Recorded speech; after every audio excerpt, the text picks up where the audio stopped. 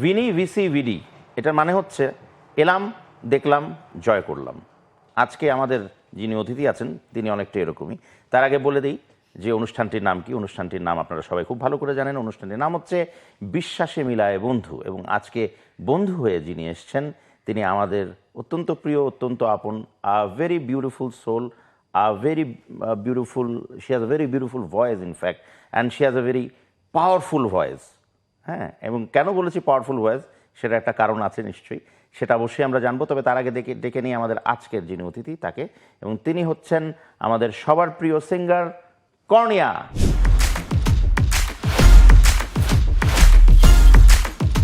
প্রিয় দর্শক, আমাদের মাঝে পেয়ে গেছি আমাদের অতিথিকে, এবং অতিথির নাম হচ্ছে কর্নিয়া। আপনারা সবাই জানেন জাকিয়া সুলতানা কর্নিয়া, রাইট? এটাই তো পুরো নাম? আচ্ছা, তো কোন নামটা কার দেয়া? জাকিয়া কার দেওয়া, সুলতানা কার দেওয়া, কর্নিয়া কার দেওয়া? বেসিক্যালি কর্নিয়া নামটা দেওয়া হচ্ছে আমার আব্বুর একটা ফ্রেন্ডের, বিকজ অফ আমার আব্বুর ফ্রেন্ডের একটা বেবি হতে গিয়ে মারা যায়। তো ওর নাম ছিল কর্নিয়া বেসিক্যালি। তারপরে ও যখন মারা যায় এরপর আমি বর্ন হই। তখন হওয়ার পরে তখন আমার ওই আঙ্কেলটা বলেছিল যে আমার নামটা যেন কর্নিয়া রাখা হয়। আচ্ছা, ওকে। হ্যাঁ, তো আমার নাম এই জন্য কর্নিয়া। জাকিয়া সুলতানা রেখেছে আমার আব্বু। আচ্ছা, কারণ হযরত মুহাম্মদ সাল্লাল্লাহু আলাইহি ওয়াসাল্লামের অপর নাম হচ্ছে, মেয়ের অপর নাম হচ্ছে জাকিয়া সুলতানা, দ্যাটস ওয়াই। ওইখান থেকে। আচ্ছা, আল্লাহ মাফ করুক, কর্নিয়ার যখন চোখের যদি কোনোদিন সমস্যা হয়, কর্নিয়া অপারেশন হয়, তাহলে কি আসবে হেডিং? কর্নিয়া অপারেশন হচ্ছে? আপনি তো বলে দিলেন, কি বলবো। আচ্ছা, আমরা কর্নিয়ার জীবনের কিছু গল্প শুনতে চাই, কারণ আমাদের অনুষ্ঠানের সেগমেন্টের প্রথম যে সেগমেন্ট সেটার নাম হচ্ছে জীবনের গল্প আছে বাকি অল্প। আমরা দর্শকদের কাছ থেকে হয়ে আসছি, ঠিক আছে? প্রিয় দর্শক, আমাদের প্রথম যে সেগমেন্ট সেটি শুরু হওয়ার সময় চলে এসছে, এবং সেই সেগমেন্টটির নাম হচ্ছে জীবনের গল্প আছে বাকি অল্প। কর্নিয়ার সঙ্গীতময় জীবনের শুরুটা কি করে, তার আগে জানতে চাই, কর্নিয়া কি ডানপিটে ছিল ছোটবেলায়? গেছো মেয়ে ছিল? মানে এরকম থাকে না কিছু টম বয়স, এরকম মেয়ে ছিল? কিরকম ছিল কর্নিয়া? প্রথমে গেছো টাইপের ছিলাম না। আচ্ছা, প্রথমে ছিলেন না? প্রথমে অনেক বোকাশোখা একটা মেয়ে, শুকনা পাতলা। হ্যাঁ, মানে হয় না স্কুলে যেতে ভাল লাগে না, পড়াশোনা করতে ভাল লাগে না, মা পিটিয়ে পড়াশোনা করাতো, খুব জোর জবরদস্তি করে। সেটা যে কোনো কাজের ক্ষেত্রে, পড়াশোনা হোক, গানের ক্ষেত্রে হোক। দেন হচ্ছে আমি যখন ইউনিভার্সিটিতে পড়ি, কলেজ ইউনিভার্সিটি, এরপর আমার হাত থেকে একটু যখন দূরে যাই তখন টমবয় হয়ে যাই। আচ্ছা, আমি এই জন্য আমার কাছে কেন সন্দেহ হয়েছিল যে ব্যাপারটা এরকম কিনা, কারণ এটা টমবয়ের ব্যাপার কর্নিয়ার মধ্যে আছে, এখনো একটু কম হলেও আছে। হ্যাঁ, তারপর টমবয় হয়ে গেলে? হ্যাঁ, তারপর টমবয় হয়ে গেলাম। এন্ড ফ্রেন্ডদের সাথে ঘোরাফেরা, সব সময় পড়াশোনা। ছেলেরা ভয় পেত? হ্যাঁ, ভয় পেত। আমার মায়ের খাওয়ার ভয় পেত। আমি যাতে ঠাস-ঠুস মেরে দিই। ঠাস-ঠুস মেরেছো কখনো? বহুত মারছি। আরে কি কয়, তাই? কি করে, একটু দুই একটা গল্প শুনি একটু। আমার ফ্রেন্ডরা বাইর খাইছে, যদি ফাইজলামি করছে, শয়তানি করছে, আমার ভালো লাগে না, দিছে একটা মানে মায়ের এন্ড খামচি। আমি আমার নখ থাকতো অনেকগুলো, এরকম একদম করে ধরতাম, ওখানে ছিঁড়ে চলে আসতাম। Very deadly weapon. আচ্ছা, এরকম কখনো হয়েছে যে কোনো হয় না যে ডেফিনেটলি একটা ছেলের একটা মেয়ের প্রতি অ্যাট্রাকশনই থাকবে, এটাই নর্মাল। তো সেই ক্ষেত্রে মাশাআল্লাহ কর্নিয়া ছোটবেলা থেকে কম বেশি সুন্দর ছিল, এখনের মতোই। তো এরকম কখনো হয়েছে যে কোনো এরকম প্রস্তাবনা আসতে গিয়েছিল, ছেলে এরকম বকা খেয়েছে তোমার কাছে বা মার খেয়েছে, এরকম কোনো গল্প হয়েছে? না, বা প্রস্তাবনাতে এসছে, এটা তো, এটার মধ্যে তো কোনো ভুল নাই। না, আমার কাছে যেসব ছেলেপেলে আসতো সবই দুষ্ট টাইপের ছেলেপেলে। আচ্ছা, এটা আমার ভালো লাগতো, দুষ্ট টাইপের ছেলে, মানে একদম ডান পিটে হবে, হ্যাঁ, মারামারি করবে, একটু গুন্ডা, আবার বাইক নিয়ে আসবে করে।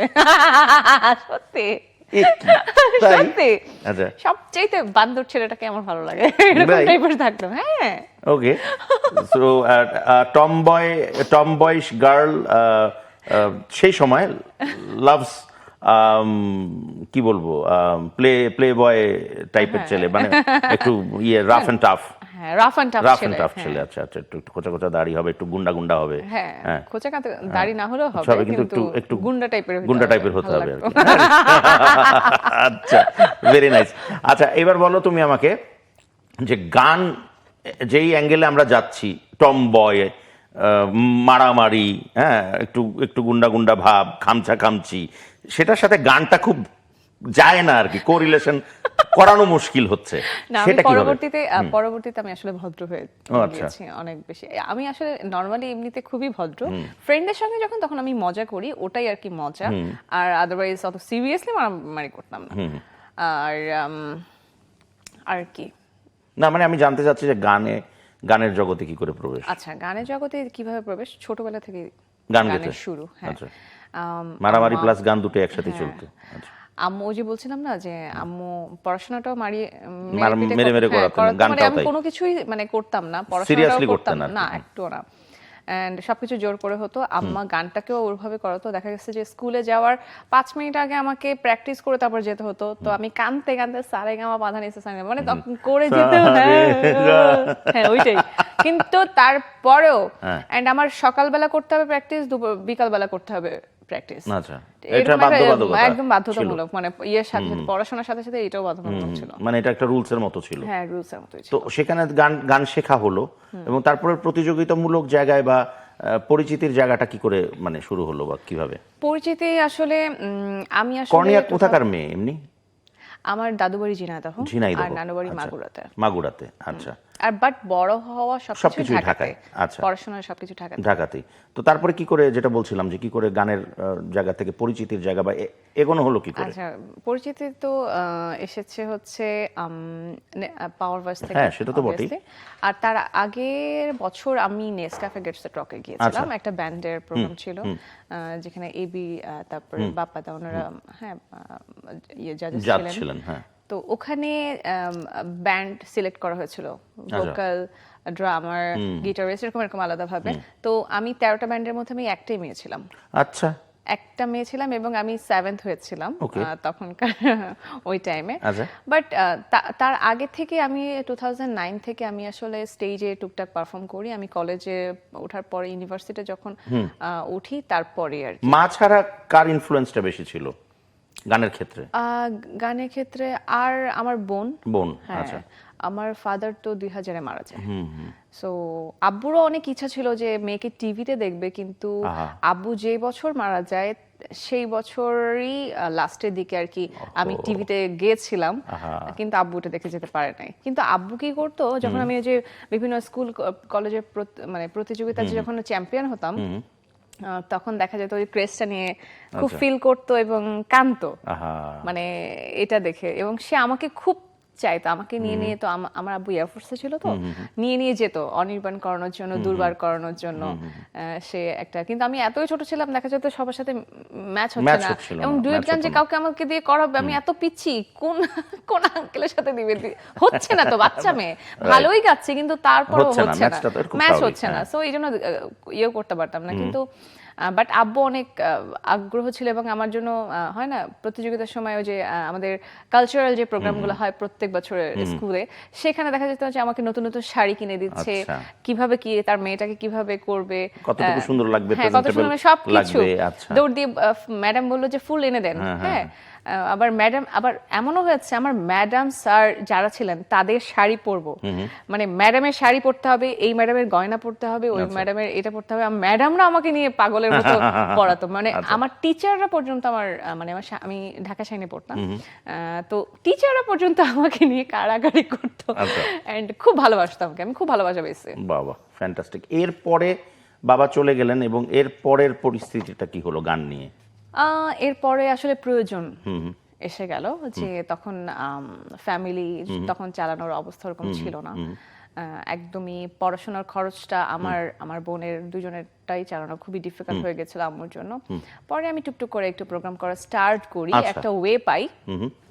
তখন আস্তে আস্তে যখন আমি ইনকাম করা শুরু করলাম, তারপর আমি আমার নিজের পড়াশোনাটা কমপ্লিট করলাম। ওয়েটা কিভাবে হলো একটু জানতে চাই। বেসিক্যালি আমি আমার কলেজে হয় না নবীন বরণ বা ইয়েতে কালচারাল অনুষ্ঠানে আমাদের বিভিন্ন মিউজিশিয়ানরা, সিঙ্গাররা গান করতে আসতো। হ্যাঁ, তো তখন দেখা যেত আমিও একটা করে গান করতাম। ওই মিউজিশিয়ানরা আমাকে সবাই খুবই দেখে বলতো যে বাহ, তুমি তো ভালো গান করো, এবং স্টেজের জন্য তুমি খুবই ভালো। তো তারা আমার নাম্বার চাইতো, কিন্তু আম্মা বলতো না, আমার মেয়েকে এখন দিব না, আগে এইচএসসি পাসটা করুক তারপরে। তো সবাই কিন্তু আমার নাম্বারটা নিয়ে রেখেছিল। আচ্ছা, এরপরে আর কি হঠাৎ করে একদিন কল আসে। আচ্ছা, এবং এভাবেই স্টেজে শুরু। হ্যাঁ, এভাবে শুরু। এরপরে পাওয়ার ভয়েসের গল্প বলো, এভাবে কিভাবে হলো সেটা? পাওয়ার ভয়েসে আমি অলরেডি কিন্তু মোটামুটি এদিক থেকে স্টেজ পারফরমেন্স দিক থেকে সবাই আমাকে জানে, চিনে মোটামুটি মিউজিশিয়ানরা। হ্যাঁ, একটা পরিচিতি চলে আসছে, কর্পোরেট থেকেও আমাকে সবাই চেনে জানে। তো আমি মানে একদিন কক্সবাজার থেকে মানে টিভি দেখে আর কি আমি দেখলাম যে পাওয়ার ভয়েসের একটা ইয়ে হচ্ছে, রিয়েলিটি শো। Okay fine. তার আগে আমি আসলে ক্লোজ আপ, সেরা কণ্ঠে এখানে গিয়েছিলাম, কিন্তু আউট হয়ে গেছিলাম ভয়ে। তখন আমি অবশ্য প্রোগ্রাম করতাম না। তো আমি যখন পাওয়ার ভয়েসে ঢুকি তার আগ মুহূর্তে তো প্রোগ্রাম করতাম, তো আমার ওই ভয়টা কেটে গিয়েছিল, যেটা আমার পাওয়ার ভয়েসে হ্যাঁ, ওখানে পাওয়ার ভয়েস আসার পর কি হচ্ছে, আমি অনেক বেশি ইয়ে পেয়েছি, মানে ভয় থেকে মুক্তি পেয়েছি। তারপরে আমাকে গেলাম পাওয়ার ভয়েসের ওখানে, যাওয়ার পরে তো সিলেক্ট হলাম। এরপরে তো আস্তে আস্তে করে অনেক বিচারক ছিলেন, অনেক গুণীজনরা ছিলেন। হ্যাঁ, ইমন শাহ দাদা।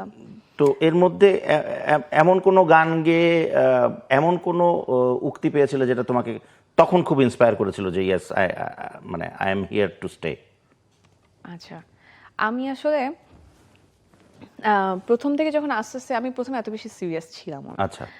এন্ড আস্তে আস্তে কিন্তু যখন পাওয়ার ভয়েস শুরু হয় 3-4টা নাম ঘোরাঘুরি করতো, তার মধ্যে একটা নাম কিন্তু তোমার ছিল প্রথম থেকেই। হ্যাঁ, প্রথম থেকে কেন জানি ছিল, এটা আমি আসলে জানি না। এটা কিন্তু সত্যি, এটা তুমি কি টের পেয়েছিলা? হ্যাঁ, আমাকে মানে হয় না, আমি যেগুলো গান করতাম টিভিতে, এগুলো দেখা যেত যে মানুষ কমেন্ট করতো এবং রিকোয়েস্ট করতো, এবং আমি বুঝতে পারছিলাম যে কিছু একটা হচ্ছে, বাট আমি বুঝি নাই যে এতটাও আসলে আমি পপুলার ওই টাইমে হয়ে যাব ওই গানগুলোর থ্রুতে। এবং এমন হয়েছে যে আমি যার গান করেছি তাকে না চিনলেও আমাকে ভালো করে চেনে যায়, আর বলে কি এটা তোমার গান, মানে আমার গান, এরকম একটা ব্যাপার। তো যাই হোক, কাভার সং গুলো নিজের গান হয়ে গেছিল, এরকম একটা ব্যাপার।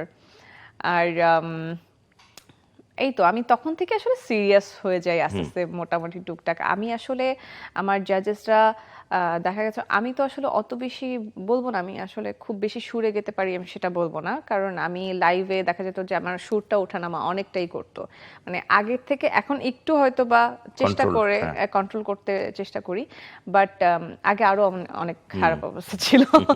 তো তখন আর কি দেখা যেত যে অনেক জাজেসরা কেউ ভালো বলছে, কেউ বলছে হচ্ছে, কেউ হচ্ছে না, সবকিছু মিলে। আর আমাদের পাওয়ার ভয়েসে ছিল কি, একটা সিঙ্গার, একজন পারফর্মার খুঁজছিল আর কি, বেসিক্যালি দুটো মিলে একটা, এবং সেখানে তোমার অ্যাডভান্টেজ অনেক ছিল। হ্যাঁ, এই দুটো মিলে আমার দেখা যেত যে আমি যেহেতু স্টেজ পারফরমেন্স করতাম, ওইটা আমাকে, ওইটাই আসলে পাওয়ার ভয়েস চেয়েছিল, বিধায় আমাকে উঠাতে বিকজ মানে আমিও তোমার সাথে অনেকগুলো স্টেজ শো আমারও হয়েছে, আমি দেখেছি যে how good you are in stage, you are very good in stage in fact. আচ্ছা, এরপরে পাওয়ার ভয়েসের পরে একজন কর্ণিয়ার সঙ্গীত জীবনের ইম্প্যাক্টটা কতটুকু? দারুণ দারুণ, এটা আমি খুব এনজয় করেছি। পরবর্তীতে আমি আসলে সত্যি কথা বলতে বুঝিও নাই যে এরকম একটা মানে ইয়ে চলে আসবে। যেমন আমি পাওয়ার ভয়েস থেকে বেরো হতে পারিনি, ওর মাঝখানে আমি একটা প্রথম প্লেব্যাকের সুযোগ পাই সবার মধ্য থেকে, যেটার লিরিক ছিল হচ্ছে কবির বকুল স্যার, তারপরে ইমন সাহা স্যার, ওনাদের মিউজিক এবং অ্যারেঞ্জমেন্টে সবকিছু মিলে তাদের ইয়েতে আমরা 3টা ছেলে এবং 3টা মেয়ে গিয়েছিলাম ওখানে অডিশন দিতে। ওটাও অডিশন হয়েছিল। তো আমি একদম সিরিয়াস ছাড়া ছিলাম, ধুর আমার গান তো এত ফিল্মি ওরকম টাইপের হবে না, আর এর থেকে আরো অনেক সুরে সুরে গায় আমাদের মধ্যে আছে, হ্যাঁ গাইয়ের আছে। সো আমি এত সিরিয়াস ছিলাম না। তারপর আমি গাওয়ার পরে দেখি যে হঠাৎ করে দাদা বললো যে তুমি গাবে। আমি একটু অবাক হয়ে যাই। তারপরে তো প্লেব্যাকটা করা হয়। তো প্রথম প্লেব্যাক আসলে আমার পাওয়ার ভয়েসে থাকা অবস্থায় হয়েছিল। এন্ড এরপর থেকে আমি যখন আমাদের পাওয়ার ভয়েস শেষ হওয়ার পরপরই আমি আসলে স্টেজ পারফরমেন্সের থাকাকালীন থেকে আমি শো এর অফার পাই বিভিন্ন, যেটা আমাদের ডিরেক্টর স্যারের কাছে, তানভীর খান স্যারের কাছে আসতো, এবং সে আমাকে তখন একটা অ্যামাউন্ট ধরা দেয় যে এই অ্যামাউন্ট হলে তাকে তুমি কর্ণিয়াকে তুমি পিক করতে পারবে। তখন তাদের আন্ডার থেকে আর কি মোটামুটি একটু আমরা যাওয়া শুরু করলাম। আর এই তো শুরু হয়ে গেল আস্তে আস্তে করে। তো আমি তখন প্রথম থেকে তো একটু সিঙ্গেল ভাবে যেতাম, মিউজিশিয়ান বাকিরা প্লে করতো, বাট একটা টাইমে গিয়ে আমি দেখলাম যে না, শুধুমাত্র হ্যাঁ আই নিড আ টিম, যেটা আসলে খুবই গোছানো একটা জিনিস থাকবে, আমি আসলে পারফর্ম করতে ইজি হবে। আর সবসময় একঘেয়েমি টাইপের গান না গিয়ে নিজের মতো করে গুছিয়ে অ্যারেঞ্জমেন্ট করে নিলে দেখা যাবে যে আরো সুন্দর হবে। তো এরপর আমি আস্তে আস্তে আমি আমার গ্রুপ ক্রিয়েট করলাম। তো আমার গ্রুপের নাম হচ্ছে কর্নিয়াস গ্যাং, জানি আমি। সো গ্যাংদেরকে নিয়ে আর কি আমি ইয়ে করি। ফ্যান্টাস্টিক। এবং এই গ্যাংরা আর অনেক দূর এগিয়ে যাক, এই শুভকামনা রইল। Thank you so much. With this very good note আমরা সেকেন্ড যে স্টেজটা বা সেকেন্ড যে সেগমেন্টটা সেখানে যেতে যাচ্ছি। Okay, great. প্রিয় দর্শক, এই তো শুনলাম যে কর্নিয়া কি করে আজকের কর্নিয়া হলো। তো এখন আমরা একটু ওর আরেকটু নেপথ্যের গল্প জানার চেষ্টা করব আমাদের এই সেগমেন্টে, যেই সেগমেন্টটির নাম হচ্ছে যদি কিছু মনে না করেন। কর্নিয়া বলল যেটা, যে ও পাওয়ার ভয়েসে স্ট্যান্ড আউট করার আগেই ও প্লেব্যাকে অফার পেয়েছিল এবং সেটা সে করেছে। And which is true. এটা আমিও গল্পটা জানি, কারণ ইমন সাহা আমার যেহেতু আপন খালাতো ভাই, তো আমি গল্পগুলো সব জানি। তো সেই জায়গার থেকে পরবর্তীতে কর্নিয়াকে আমরা প্লেব্যাকে অনেক বেশি ইনভলভ পাইনি, কারণ আমরা যতদূর জানি একজন সিঙ্গারের পূর্ণতা আমার মনে হয় পাই হচ্ছে সেই সিঙ্গারটা যখন সে প্লেব্যাকটা নিয়মিত করে। তো এইখানে একটা ব্যাপার আছে, এটা কেন পাইনি এটা পরে আসছি। আমার কাছে প্রশ্ন হচ্ছে যে কর্নিয়া কি মনে করে যে কথাটা আজকাল একটু বেশি হচ্ছে, হ্যাঁ, নির্দিষ্ট কিছু, এটার মধ্যে আমি নিজেও দায়ী, আমি আমাকেও বলছি অ্যাজ আ ডিরেক্টর, আমিও নির্দিষ্ট ওই 2-3 জনকে নিয়েই প্লেব্যাক গান করাই আমার সিনেমার জন্য, বা আমার মতন সবাই করায় কম বেশি। তো ইজ ইট আ সিন্ডিকেট, নাকি না তোমাদের গলা আমাদের পছন্দ হয় না, নাকি না তোমরা সিনেমার জন্য ফিট না, না কি কারণটা কি, কোনো সিন্ডিকেশন আছে? তোমার কি মনে হয়? এটা তো কোশ্চেন আপনি আসলে ভালো দিতে পারবেন। আমি পারবো, আমি তোমার কাছ থেকে জানতে চাচ্ছি। আমি আসলে মানে আমি জানি না, আমার আসলে আমি খুব ডিরেক্ট কথা বলতে পছন্দ করি, এন্ড আমি বলে ফেলি ডিরেক্টলি বলে অনেক সময় আমি পছন্দ খেয়েছি। অনেক সময় আমিও ডিরেক্টলি বলি, আমার সাথে জীবনে বহুত কিছু হয়েছে। হ্যাঁ, এই জন্য আমাকে অনেক সময় অনেকে পছন্দ করে না, এন্ড আমি বলবো না যে আমি একদম 100% মানে গুড সিঙ্গার, আমি সিঙ্গার না, আমি পারফর্মার। আমি সবসময় একটা কথা বলি যে পারফর্মার একটা জিনিস আর একটা সিঙ্গার, ভালো একজন আর্টিস্ট শিল্পী হওয়া আরেকটা জিনিস, আমি এটা ফিল করি। আমি জানি না, আমি রং হতে পারি, বাট যারা প্লেব্যাক করছেন, আমার কথা হচ্ছে কি দাদা, আমি আপনাকে হয়তো বা একটা কথা বলতে পারি যে একই ভয়েস কি সব ধরনের গানের সাথে যায়? না না, মোটেও না, আমি এটা ডিসএগ্রি করলাম, রাইট? আমার কাছে মনে হয় যে এক এক ভয়েস এক একটা আলাদা মাত্রা দেয়, আলাদা ইয়ে করে। তো আমার কথা হচ্ছে যে সবই একই ভয়েস দিয়ে করলে একই তো শুনতে লাগছে। আমি মানে একটা চটকা গানও এরকম সফটলি শোনা যাচ্ছে, আবার সফট গানও তো সফটলি শোনা যাচ্ছে, আবার রক গানও সফটলি শোনা যাচ্ছে, তাহলে হলোটা কি?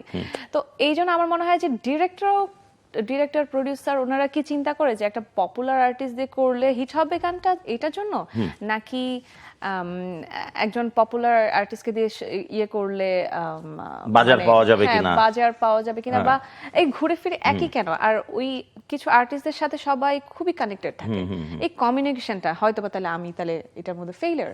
কারণ আমি এত বেশি কানেক্টেড কার সাথে হবো? আমি অনেককে চিনি না, আমি যেমন আপনাকে চিনি, বাট আমি ওকে চিনি, কিন্তু আমি অনেককে চিনি না। এখন আমি তাদের সাথে হব কিভাবে কানেক্টেড? একটা তো ওয়ে থাকা লাগবে। কিন্তু যারা আছে হয়তো বা কোনো না কোনো তাদের আশেপাশে কোনো মাধ্যম আছে। এটা একটা কারণ। আরেকটা কারণ আমার কাছে মনে হয় যে, হ্যাঁ, যেটা বললা তুমি, যে কমিউনিকেশন গ্যাপ। আসলে এখনকার সময়টাই না কমিউনিকেটিভ সময়, তো এখানে আসলে কমিউনিকেশনটার মধ্যে যদি একটা ক্ষুদ্র গ্যাপও হয়ে যায়, তাহলে সেটা অনেক বড় আকার ধারণ করে। আরেকটা জিনিস দেখলাম যে যারা মিউজিক ডিরেক্টর, আমাদের সিনিয়র অনেকেই আছেন গুণীজনী, তাদের মুখ থেকে আমি শুনছি যে তারা একটা আর্টিস্টের নাম যদি বলে থাকে, মানে ইনফ্যাক্ট ভয়েসও দেওয়া ফেলে, তারপরে সেটাকে ভয়েসটা চেঞ্জ করে আরেকজনকে দেওয়া হয়। এটা কিন্তু একটা ক্রাইম, বাই দ্য ওয়ে। এটা একটা ক্রাইম, আমি মনে করি এটা কথা বলি না, এটা আমরা কথা বলি না। এটা আরেকটা জিনিস আমি দেখি যে মানে এই যে কাড়াকাড়ি চিল্লাচিল্লি, অনেক সময় স্ট্যাটাস দেওয়া, ওপেনলি মানুষকে ছেড়ে দেওয়া, বচাপড়ি কথা, এটা তো একটা আর্টিস্টকে মানায় না। না, শিল্পী কখনো তাহলে সে শিল্পী না আসলে। আমি বলতে পারি এখন আমরা এই যে এখন যে আমরা বলছি, আমরা এসব বলছি কেন, বিকজ এগুলো হচ্ছে। আমরা যখন পেরে উঠছি না কারোর সাথে যে হ্যাঁ আসলেই আমরা কোনো ওয়ে পাচ্ছি না একটা গান করাতে, যেমন আমি কয়েকটা গান করার সুযোগ পেয়েছি সত্যি কথা বলতে অনেকের ইয়েতে ফেসে, বাট সেগুলো গান পরবর্তীতে আসে নাই। এরকম কি হয়েছে যে তুমি গান করেছো, গানটা তোমার কাছে মনে হচ্ছে যে এই গানটা হয়তো বা আমরা যেটাকে বলি এই গানটা লেগে যাবে, মানে মার্কেটে হিট হয়ে যাবে বা একটা আলাদা মাত্রা পাবে, যেটা তোমার ভবিষ্যতে আগামীতে কাজে দেবে, সোজা কথা। তো এরকম কোনো গান তুমি গিয়েছো, পরবর্তীতে শুনেছো, বা গান গাওয়ার কথা তোমার, পরবর্তীতে শুনেছো গানটা আরেকজন গাইছে বা গিয়েছে? না, ওরকম গিয়েছে। আর কারণ আমি জানি না, আমার ব্যাড লাক। আমার যেমন আমি গিয়েছি কিন্তু ওই ফিল্মটাই হয় না অনেক সময়। অনেকগুলো গাওয়া হয়েছে, ওগুলো কিন্তু হয় না যে আমি পরিমণির ভয়েস, আমি বলে দিচ্ছি, পরিমণি আপুর ভয়েস, মানে লুকে আমার একটা ভয়েস ছিল আমি এবং ইমরানের, বাট ওইটা পরবর্তীতে ওই ফিল্মটার কন্টিনিউ হয়নি, কারণ সে প্রেগনেন্ট হয়ে গিয়েছিল পরবর্তীতে। দ্যাটস ওয়াই একটা মানে হয় না এরকম একটা কারণে পরে হয়নি। বাট আমাদের ভয়েস টয়েস দেওয়া গানটা খুবই সুন্দর ছিল সব মিলে। অ্যান্ড আর এখন যেটা হচ্ছে, আমি অলরেডি ভয়েস দিয়ে ফেলেছি একজন, মনে করেন আমি রিসেন্টলি একটা ফিল্মে ভয়েস দিয়েছি। এখন আমি কনফিউজ থাকি আসলেই কি আমার ভয়েস যাবে নাকি কেউ শুনবে, এন্ড আমি কোনো কিছু ভিডিও ছবি আপলোড করতে পারি না ভয়ে যে আচ্ছা আমি আপলোড করলাম, পরবর্তীতে গানটা আমার রইল না। হ্যাঁ, পরবর্তীতে দেখলাম যে এটা কিন্তু ইটস ভেরি ফিয়ারি, এন্ড আমি ওয়েটিং এবং আসলে যদি ওই জিনিসটা হয় আমি আসলেই ফ্ল্যাশ করব। It's very fiery. কিন্তু না, আমি আরেকটা জিনিস মানে আমি ফ্ল্যাশ করব, আমি একদম ধরে কিন্তু ফ্ল্যাশ করব যে আমাদেরকে দিয়ে ভয়েস দেওয়ানোর পরে কিভাবে এই জিনিসটা হয়। আমি আগেই বলেছি যে যদি এটা হয়ে থাকে বা যদি এটা হতে যায়, ইটস আ ক্রাইম। একদম আমার কাছে এই জিনিসটা ভালো লাগে না। আর আমার মনে হয় সুযোগ দাও উচিত। যেমন তোমরা সিঙ্গার অলরেডি, তোমরা কিন্তু you guys are not dubbing artist. একটা সময় ছিল ডাবিং আর্টিস্ট থাকতো, যাদেরকে নতুনদেরকে এমনি সুযোগ দিত, তুই এটা গা, গেতে গেতে তুই প্র্যাকটিস কর, ও জানে যে এই গানটা আমার না। এরকম অরিজিৎ সিং এর ক্ষেত্রে এরকম বহু হয়েছে। জিৎ গাঙ্গুলিও বহু গান অরিজিৎ সিংকে দিয়ে গাইয়েছে, পরে অন্য কাউকে দিয়ে গাইয়েছে। যখন অরিজিৎ সিং হয় না, অরিজিৎ নিজেই বলছে আমাকে। তো এই ব্যাপারগুলো তখন সম্ভব, কিন্তু যখন তুমি সিঙ্গার হয়ে গেছো, তো তখন যদি তোমার ক্ষেত্রে এরকম হয়, ইটস আ ন্যাশনাল ক্রাইম। আর আরেকটা জিনিস আমি দেখি যে মানে নায়ক নায়িকারা ওনাদের একটা প্রেফারেন্সের জায়গা চলে এসেছে। এটা কেন জানো? এটার পিছনে কারণ আমি যতটুকু বুঝি, এটা আমার মনে হয় যে ওই যে বললাম সম্পর্ক, ব্যক্তিগত একটা সম্পর্কের জায়গা থেকে সম্পর্ক মেনটেন করার একটা আর্ট আছে যেটা অনেকে পারে। এবং আমি জানি না একজন সিঙ্গারকে সম্পর্ক মেনটেন করে গান গেতে হবে কেন। এন্ড আমার কাছে মনে হয় কি, যে সিঙ্গারটা গাচ্ছে তারও কি একটু বোঝা উচিত না যে আমি যেটা করছি এই জিনিসটা আসলে আমি আমার জায়গা থেকে ঠিক করছি কিনা, আমি কি আসলে মানে কেড়ে নিচ্ছি, কারো খাওয়া কেড়ে নিচ্ছি, নাকি আমি আসলে প্রাপ্য। এটা প্রাপ্য যদি হয় ফাইন, আর যদি প্রাপ্য না হয় কেড়ে নেওয়া হয়, তাহলে কিন্তু এটা খুবই, ওই যে আপনি যেটা বলছেন, ক্রাইম। ইট ইজ বিকজ এরকম বহু দেখা গেছে যে ঘুরে ফিরে একই চেহারা, যেরকম সিনেমাতেও ঘুরে ফিরে একই কণ্ঠ, সেটাও মানে একঘেয়েমি। আসলে এটাও সত্যি কথা, একঘেয়েমি কিন্তু বেশি দিন টেকে না, একটা পর্যায়ে গিয়ে এটা ফল করেই, একটা পর্যায়ে গিয়ে নতুন কিছু চলেই আসে। আমি কিন্তু আমার ভয়েস কয়েক টাইপের। এটা কেউ মানে যারা আমার সম্পর্কে জানে, আমাকে গাইয়েছে, তারা অনেকে জানে যে আমার ভয়েস দিয়ে সফট হবে, রক হবে, চটকা গান হবে, এটা তাকে করে নিতে হবে। এই জিনিসটা কয়েকজন জানে, কিন্তু অনেকেই জানে না। আর এটা আমারও একটা দোষ আছে, কারণ দোষ বলবো কিভাবে আমি বলি, লাইক আমি যখন স্টেজে পারফর্ম করা শুরু করেছি, তখন থেকে আমি একটা টাইমে অনেক পুরাতন দিনের লতাজি, আশাজি, ওনাদের গানগুলো করতাম, পছন্দের শ্রদ্ধা রুনা ম্যাম, মানে সবাই শ্রদ্ধাভাজন ব্যক্তিত্বের গান করতাম। দেন স্টেজে যাওয়ার পর আমি দেখলাম কি এই গান গেলে শুনে না, এখন আমি তো বিপদ, আমার তো এটাই ব্রেড এন্ড বাটার। এক্স্যাক্টলি, আমাকে স্টেজে পারফর্ম করতে হবে, আমাকে স্টেজ পারফর্ম করতে হবে, ভালো আদারওয়াইজ ভালো মানুষের কাছে ভালো বলাতে হবে। একটা শো থেকে আমি আরেকটা শো যাতে পাই সেটা আমার মাথায় থাকতে হবে, কারণ হচ্ছে আমার যেটা এটা ব্রেড এন্ড বাটার, আমাকে এটা নিয়ে পড়াশোনা করতে হবে, এটা আমার ফ্যামিলি চালাতে হবে, এটা আমার মাথায় থাকতো। তো আমি আমার অডিয়েন্স কি চাই তখন আমি আস্তে আস্তে করে আমার অডিয়েন্সের পছন্দের শুরু করে দিলাম, এন্ড যখন পছন্দের শুরু করতে তখন আমার হিউজ শো। আচ্ছা, ঠিক আছে, আমার ধারের কাছে দুনিয়ার কেউ নাই। ইনফ্যাক্ট যারা যারা স্টার অনেক সময় তারাও আমাকে লাস্টে গান করতে দেয়। ঠিক আছে, এরকম অনেকেই আছে। আমাকে প্রথমে দিত না, আমি তখন কিছুই না, আমি তখন পাওয়ার ভয়েসেও না, আমি জাস্ট নর্মাল একটা সিঙ্গার, তাও ভয়ে কর্নিয়া থাকলে আচ্ছা ঠিক আছে আমি গাবো, দেন লাস্টে কর্নিয়া, এরকমও হয়েছে। তো আমি তখন অডিয়েন্সের পছন্দ মতোই গান গাওয়া শুরু করেছি। আমি যেটা বলছিলাম যেটা আমার ভুল, যে আমি কিন্তু কখনো চিন্তা করিনি না আমাকে কিছু ভালো লাগা, মানে ফিল্মের কিছু গান আছে যেগুলো আসলে গেলে আমার অডিয়েন্সরা ভালো ইয়ে করবে।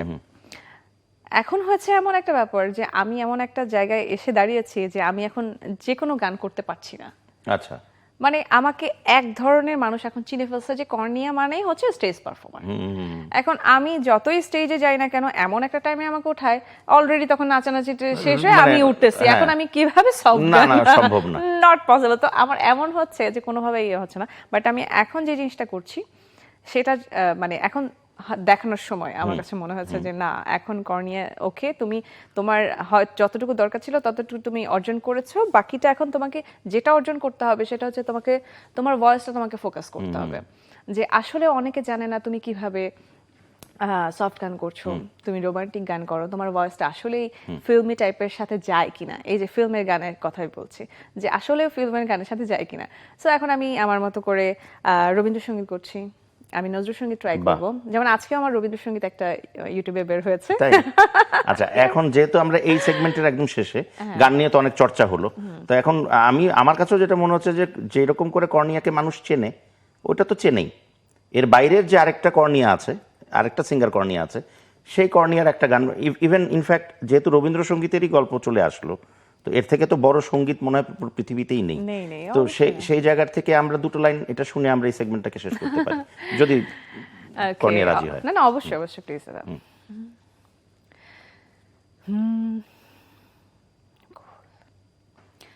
মেঘ বলেছি যাব যাব, রাত বলেছে যাই, সাগর বলে কোল মিলেছে, আমি তো আর নাই। মেঘ বলেছে যাব যাব। বাবা, কে আবার, আমিও তো আর নাই, বড় সুন্দর, বড় ভালো লাগলো, thank you so much. Thank you. এবং যাব যাব করতে করতে আমাদের যাবার সময় হয়েও এসেছে অলমোস্ট, আমরা এইজন্যই মনে হয় গেছি। আমরা থার্ড সেগমেন্টে যাচ্ছি, ঠিক আছে? ওকে। প্রিয় দর্শক, আমাদের অনুষ্ঠানের একেবারে শেষ যে সেগমেন্ট, সেই সেগমেন্টে আমরা চলে যাচ্ছি, এবং সেই সেগমেন্টের নাম হচ্ছে যাহা বলিব সত্য বলিব। আচ্ছা, যাহা বলিব সত্য বলিব সেগমেন্টের প্রথম প্রশ্নটাও আমার, উত্তরও আমি দিচ্ছি। সেটা হচ্ছে যে যাহা বলিব দর্শক সত্য বলিব, এই কার্ড ছাড়া আমার এই পাশে কিন্তু কিছু লেখা নাই, কোনো প্রশ্ন নাই, যাহা আমি বলি এখান থেকেই বলি, ঠিক আছে? সেটা আমি জানি, কেউ না জানে আমি জানি। কোনো কিছু লেখা থাকে না, কোনো কিছু লেখা নেই, না, এটা ব্রেনে নোট ডাউন করা। Thank you. আমার যেটা জানার ইচ্ছে সত্যের জায়গার থেকে, যে স্টিফ কম্পিটিশন যেটা হয় এখন, কর্নিয়ার একটা আলাদা জনরা কর্নিয়া নিজেই ক্রিয়েট করেছে, হয়ে গেছে। সেখানে যেটা হয় না, যে কর্নিয়াও যখন ছিল না তখন কর্নিয়ার জায়গায় আরেকজন ছিল, অবশ্যই তার জায়গায় আরেকজন ছিল, এবং কর্নিয়ার জায়গায় নিশ্চয়ই আগামীতে কেউ যদি চলে আসে, সেই আসবেই সেই জায়গাটাকে কি কর্নিয়া ভয় পায়, নাকি সেটাকে ওয়েলকাম করবে, নাকি কি করবে কর্নিয়া? আমি ভয় পাবো না, আমি ওয়েলকাম করব।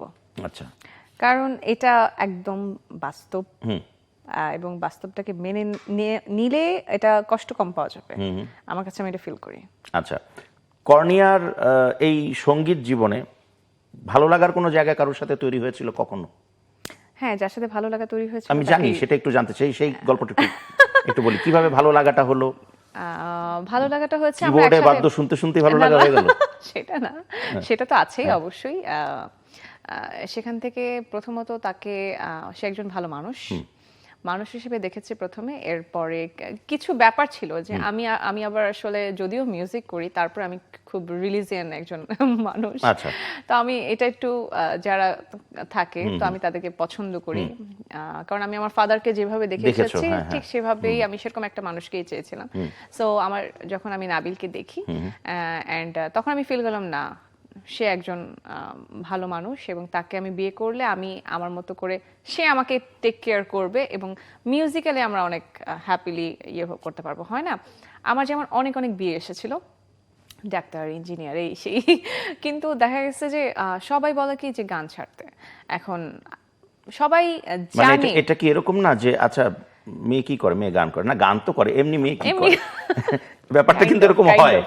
হ্যাঁ, এখন মেয়ে কি করে, মেয়ে গান করে। আর আমার মা তো ছেড়ে দিবে কিভাবে, কারণ ফ্যামিলি চলছে আমার, মানে এটা বলছিলাম যে ব্রেড অ্যান্ড বাটার, সো কোনো ওয়ে নাই এটা মেয়ে, তাহলে আপনি ছেড়ে যান, এরকম একটা ব্যাপার হয়ে গেছে। অ্যান্ড নাবিল জেনে শুনে, ওর ফ্যামিলি জেনে শুনে, যেহেতু ও মিউজিক করে আমিও মিউজিক করি, একই সাথে যাওয়া আসা সবকিছু মিলে ওনারাও চাচ্ছিল যে মানে একই ঘরানার হলে ভালো হবে, একই জায়গার। হ্যাঁ, তো এটাই আমি অ্যাপ্রোচের জায়গাটা প্রথম কার ছিল বা কিভাবে কি হলো অ্যাপ্রোচ? বুঝে নাও, দুজনকে বুঝে নিয়েছি। আমি আমার জামাইকে যখন প্রথমে বলেছি তুমি কি আমাকে পছন্দ করো, অ্যান্সার দেয় না, কয়েকদিন ধরে বলতেছি অ্যান্সারই দেয় না। তারপরে একটা চিৎকার করছি যখন, তখন বলে বুঝে নাও। কেন আসি বুঝো না, এই আচ্ছা, মানে প্রথম তাহলে অ্যাপ্রোচটা তোমারই ছিল, ও তুমি বুঝেছিলে যে ও পছন্দ করে, বাট সামহাউ বেটা বলে না। হ্যাঁ, ও বলে না যখন, তখন আমি ভয় পেতাম, আল্লাহ বলে না কেন। পরে দেখলাম না, আসলে পরে দেখলাম আজ পর্যন্ত বলে নাই আপনি দাদা, স্টিল বলে নাই, এখনো বলে নাই। বলিস কি তাই? সত্যি তাই। আচ্ছা, ওকে, তোকে ভালো, আমি ভালোবাসি তোকে, এটা বলতেই হবে, এটা এরকম কোনো ব্যাপার এখনো আসেই নাই না, বলেই তোকে ভালোবাসতেই হবে। বুঝে নাও, ওই যে বললাম বুঝে নাও, বোঝে না সে বোঝে না, আমি বুঝে নিয়েছি। আচ্ছা, এখন কর্নিয়া এমন একটা স্টেজে আছে যেই স্টেজ থেকে কর্নিয়া কে আমরা সবাই খুব ভালোবাসি। কর্নিয়াকে যখন আমিও ব্যক্তিগতভাবে পছন্দ তো করি, স্টেজেও যখন ওকে ডাকি, যখন ওর নামটা বলা হয় তখন চারিদিকে একটা আওয়াজ হয়, এইটাই একটা আর্টিস্টের অনেক বড় প্রাপ্তির জায়গা। কিন্তু কর্নিয়া মনে করো in a fine morning, in a sunny morning, হঠাৎ কর্নিয়া বুঝতে পারলো যে কর্নিয়া, আল্লাহ মাফ করুক, বুঝতে পারলো যে কর্নিয়ার কোনোদিন গান গাইতে পারবে না। কর্নিয়ার তখন ফিলিং কিরকম হবে? দাদা, এরকম একটা ঘটনা আমি আপনাকে তাহলে শেয়ার করি, ভয়ের ঘটনা। আমি কিন্তু জানি না, ওকে ফাইন, ঘটনা। আচ্ছা, মানে এই জিনিসটা দুইবার হচ্ছে। আমার গলা একবার স্টেজে ওঠার পরে তখন অনেক গরম, এবং এটা অফিসার্স ক্লাবের একটা প্রোগ্রাম ছিল, সেখানে অনেক আর্টিস্ট ছিল, ভাগ্যিস। তো এত গরমের মধ্যে জাস্ট আমি গান একটা দ্বিতীয়টা করতে গিয়ে আমার হঠাৎ করে ক্র্যাক হয়ে আমার ভয়েস রীতিমতো এরকম করছে, ওকে করছে, এন্ড আমি তো মেইন ভয়েসে গাচ্ছি, এন্ড আমি বলেছিলাম না আমার আরেকটা ভয়েস আছে, দেন আমি ফলস ভয়েসে চলে গেছি। আমি যখন ফলস ভয়েসে কারণ ফলস ভয়েস আমি নর্মালি প্র্যাকটিস তো আমার নর্মাল ভয়েস দিয়ে করা, কিন্তু ফলস ভয়েসে গাওয়ার পর ওইটা অত বেশি লাগে না, মানে সফট, খুব স্বাভাবিক। ঠিক আছে, আমার ভয়েস তো একটা বোল্ড একটা ব্যাপার আছে, হ্যাঁ, ডেপথ আছে, ওটাতে আর কোনো ডেপথ নাই একদম। যাই হোক, ওই ভয়েসটা দিয়ে গান করে জাস্ট আমি আসছি। রাতে আমার আরেকটা প্রোগ্রাম, আমি তো টেনশনে পাগলের মতো হয়ে গেছি, বাসায় এসে একটা ঘুম দিছি, ঘুম থেকে উঠে প্রোগ্রাম করতে গেছি, দেন ওকে, এইটাই। আমি যদি জীবন, আপনি যেটা বলছেন যদি এরকম হয়, দেন আমি হয়ে যাব, কিছু বলার নাই। এটা এই জন্য আমি সবসময় প্রে করি যেন এই জিনিসটা। হ্যাঁ, এরপর আমি আমার ভয়েস অবশ্য ব্যাংককে গিয়েছিলাম আমার ট্রিটমেন্টের জন্য, এবং আমি দেখে এসেছিলাম যে আমার ভয়েসে আসলে কোনো প্রবলেম হয়েছে, এবং তারা অনেকক্ষণ ট্রাই করার পরে বললো যে না, ভয়েসে কোনো প্রবলেম হয়নি, ঠিক আছে সবকিছু। ওটা একটা সাময়িক, হ্যাঁ, ওটা সাময়িক কোনো কিছু একটা। আর এইটা আমি পরবর্তীতে আমি বুঝতে পারলাম কি, আমি যেহেতু প্রচন্ড লাফালাফি করি স্টেজের মধ্যে গেলে, আমার মাথা ঠিক থাকে না, এন্ড করতেও হয় অনেক সময়, আমি কন্ট্রোল করতে পারি না অডিয়েন্সের জন্য, সবকিছু মিলে এনভায়রনমেন্ট। আমার যখন গরম লাগে অতিরিক্ত, আমি যখন গরমে আমার গলা ঘেমে যায়, তখন আমাকে খুব দ্রুত এটাকে ঠিক করে ফেলতে হবে, এন্ড মুছে ফেলতে হবে, এবং আমাকে পারতপক্ষে আমাকে একটা ফ্যান রাখলে খুব ভালো হয়, কিন্তু ওই গরমের মধ্যে তো ফ্যানেও গরম বাতাস আসতে থাকে, সো আমাকে বেশি লাফালাফি করা যাবে না, আচ্ছা ওকে, কাম ডাউন হয়ে ওকে, গান করতে হবে। সো আমি এখন সেটাই করি। আরেকটা জিনিস করি, আমি কেকে মারা যাওয়ার পর আমি একটা হ্যাঁ আমি জিনিস, মাত্র কেকের গল্পটা না কেন জানি না তোর আসছিল, গল্পের right? সাথে আসছে মাথায়। হ্যাঁ হ্যাঁ, আমি কেকের এই ঘটনা শোনার পরে আমি গরমের সময়, ইনফ্যাক্ট আমার শীতের সময় আমি অনেক সময় জুতা খুলে পারফর্ম করি, করিস, হ্যাঁ। যাতে আমার পাটা ঠান্ডা একটা অবস্থানে থাকে। কারণ এই জুতা স্নিকার পরার পরে না, আর ড্রেস আমাদের যেহেতু হ্যাভি পড়তে হয়, সো আমাদের একটা বডি ওয়ার্ম হয়ে Warm যায়, থাকে। সাথে সাথে ডাবল ওয়ার্ম হয় আমরা যখন লাফালাফি করি। সো এটা থেকে জুতাটা খুললে আমাদের দেখা যায় যে আমরা ভালো থাকি। ভালো থাকি, এটা না, এটা আসলে খুব ইম্পর্টেন্ট এবং এটা নতুন যারা আছে তাদেরকেও জানার ব্যাপার আছে না না, আসলে। অবশ্যই আমার মনে হয় যে এটা একটা লার্নিং একটা অবশ্যই, ব্যাপার, it's a very learning কারণ thing, আমার learning উপর দিয়ে, process. হ্যাঁ আমার উপর দিয়ে যেহেতু গিয়েছে, সো এই জিনিসটা আসলে যারা আমার মতো ওইরকম ডান্স করে, পারফর্ম করে, তাহলে এইটুকু মেনে নেওয়া উচিত। একদম, আমরা এরকম মানবো, এরকম সুন্দর সুন্দর আরো গান গাইবো, স্টেজে পারফর্ম করবে কর্ণিয়া, আমরা দেখবো শুনবো। And with this good note আমরা শেষ করছি অনুষ্ঠান, তবে গানে গানে শেষ করতে চাই, যে কোনো আরেকটা গান। এটা এটা এবার তোকে রিলিজ করে দিলাম, এটা কর্ণিয়ার মতন করে কর্ণিয়া একটা গান, ঠিক আছে? কর্ণিয়া, দ্য রিয়েল কর্ণিয়া। তবে তার আগে আমি একটু দর্শকদের কাছ থেকে বিদায় নিয়ে আসি, গান শুনতে শুনতে বাড়ি যাচ্ছি। ওকে দাদা। প্রিয় দর্শক, এই ছিল আমাদের আজকের আয়োজন। আশা করি প্রত্যেকবারের মতো আজকের আয়োজন আপনাদের ভীষণ ভালো লেগেছে। আগামী পর্বে আরও একজন তারকা অতিথি নিয়ে হাজির হব। সে পর্যন্ত সবাই ভালো থাকবেন, সুস্থ থাকবেন এবং অবশ্যই বিশ্বাসে মিলায় বন্ধু এই অনুষ্ঠানটির সাথে থাকবেন এবং কালের কণ্ঠ ডিজিটাল এই প্ল্যাটফর্মটার সাথে থাকবেন। দেখা হচ্ছে খুব শীঘ্রই। এখন আমরা কর্ণিয়ার গান শুনবো এবং শুনতে শুনতে বাড়ি চলে যাব। কর্ণিয়া। ওকে, রিসেন্টলি একটা গান বের হচ্ছে বেলাল ভাইয়ের সাথে আমার, একটা রোমান্টিক গান, এটারই মুখটা জাস্ট করছি। এই জীবনে তুমি ছাড়া নেই আলো, তুমি আছো তাই রই ভালো। এই জীবনে তুমি ছাড়া নেই আলো, তুমি আছো তাই রই ভালো। আমরা এরকম তোমার গান শুনে শুনে ভালো থাকতে চাই, ভালো রইতে চাই। Thank you so much. Thank you.